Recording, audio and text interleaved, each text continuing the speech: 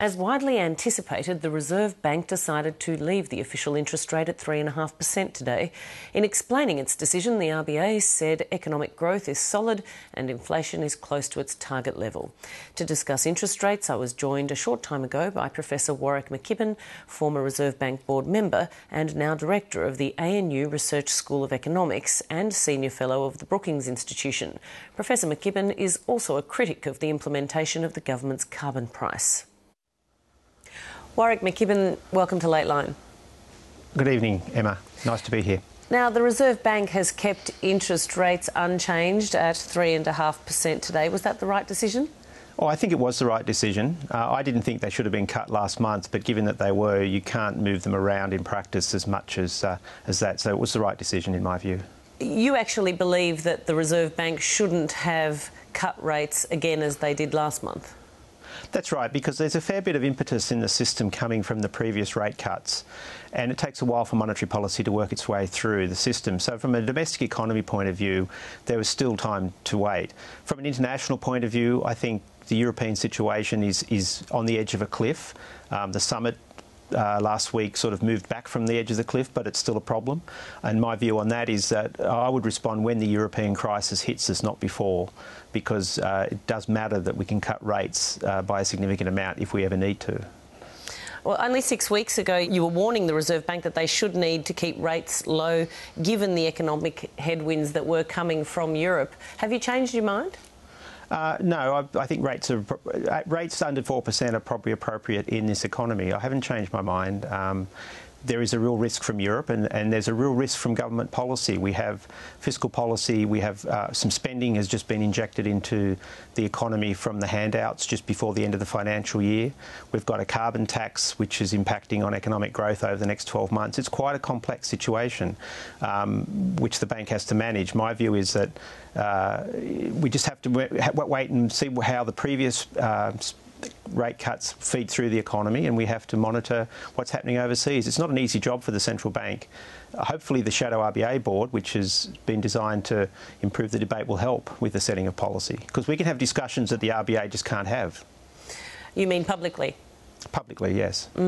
If we can just move on to the carbon tax, which you mentioned there, Treasurer Wayne Swan says it's the most effective and efficient way to drive innovation to find better, less polluting ways of producing power, goods and services. Do you agree?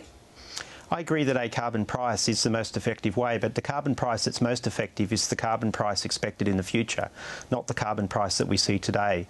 If we had a system that was well designed, that gave us a very clear futures market, a future signal on where the opportunities are, industry would respond. Slamming them with a very high carbon tax by any standard just increases economic costs in the short run, increases the lobbying by industry to remove it, and actually doesn't instill innovation. Innovation's about the expected future price of carbon. We have a high current price, which is likely to go to zero if there's a change of government. That doesn't instill innovation. That leads to lobbying and it leads to basically a negative cost shock for the Australian economy. Isn't that more a political problem than a problem of design of the carbon price? No, it's a problem of design. What should have been done is not a process where the major goal was to increase prices in the short term to generate revenue for income redistribution purposes, and not to design a set of long-term markets that could give carbon price signals for investors and households to change the way that they use energy. That hasn't been done in this case. This is very much a short-term political way of putting in place what is a very serious policy, but which has been badly implemented because, firstly, the price is too high. Secondly, we're spending money into future years that we don't even know if we have the revenue, because the carbon price is likely to drop from $28 to $15 or less. You mean in compensation? Well, the compensation should be designed in such a way that it should be proportional to... So a better way of compensating households, for example, would be to give them emission permits so that they could sell them into the emission markets in 2015, and then they can make a choice of whether they sell the permits or they don't sell the permits. But promising dollar amounts when you don't actually know what your revenue stream will be means that you've locked an expenditure item into the budget without actually having a known revenue stream to support it, and that to me is bad fiscal policy. 2015 July 1, 2015, if this system remains in place, this entire carbon pricing system will be turned on its head. That increases uncertainty, and that's bad for investment, and that's what we need to drive innovation in this economy to reduce carbon emissions. Is the opposition's approach to reducing carbon emissions any better in your view? No, I don't think it is. It'll work in the short term for small emission cuts, so I think the opposition approach could get us down to the 5% cut that's bipartisan policy. I don't really see, from what I've understood of it, that it can get to a deep cuts world if we ever enter into a binding international agreement. Then the question is, well, do you switch policies? How do you deal with these futures which may be upon us in the next 10 or 15 years? Of course, you can adapt the policy, but if you change policy in midstream, it can be fairly costly. So I don't see a good outcome from either approach, but I think the government's approach is far more costly in the short term than the opposition. And is your issue with it one that the abatement won't be adequate, or the investment in renewable energies, or both?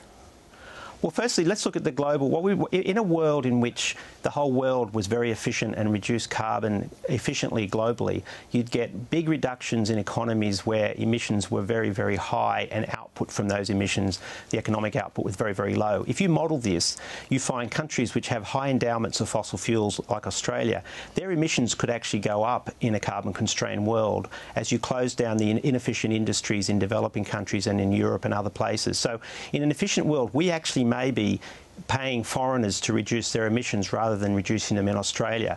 And actually that's built into the government's policy. They've allowed for up to 50% of the carbon traded in this economy after 2015 to come from offshore. So the reality is we probably won't end up with a massive shift in this economy from fossil fuels to renewables. We'll be probably paying foreigners to do that because it's cheaper to do it elsewhere. That's the dilemma that the government faces. On the one hand, to acknowledge that, in fact, we may end up, because of our comparative advantage, to be always emitting carbon, even in a carbon-constrained world. You've also said that you believe that we shouldn't be ahead of the pack. We shouldn't be leading the pack in this regard. But we certainly aren't the first country to be introducing a carbon tax nor an emissions trading scheme.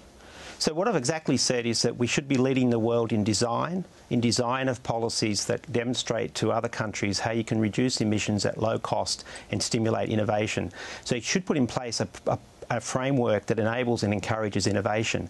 We shouldn't be ahead by imposing a carbon tax well in excess of the world carbon price to hit industry with a big economic shock and then expect that this will demonstrate to the world that this is a good idea. In 12 months to 18 months, we'll demonstrate to the world the consequences of this very high carbon price in a very volatile world. That will be a lesson that the world will learn, and hopefully it won't be a bad lesson. I fear that it will be a bad lesson, however. In what respect a bad lesson? That in fact you end up with very large costs for some parts of the economy, electricity prices going up 10%, shedding of jobs in aluminium and steel. We're already seeing that, and we're seeing the government on the one hand promising a carbon reduction policy and on the other hand pulling out money to subsidise industries not to close. The whole point of carbon trading is to actually close down high fossil fuel intensive industries. Now, if you trade it across countries, those industries may survive because it's cheaper to buy permits from other countries and to cut down your own domestic industry. But we aren't in a carbon trading world outside of Australia. In fact, the world is moving backwards from a carbon trading world because of the economic problems that we face in the financial and economic systems. But China is moving in this direction, so too is the United States. Europe, the European Union has an emissions trading scheme, and South Korea and others are also heading in that direction. Yes, there are experiments with emissions trading. The European system has demonstrated how not to do it. The price has been highly volatile.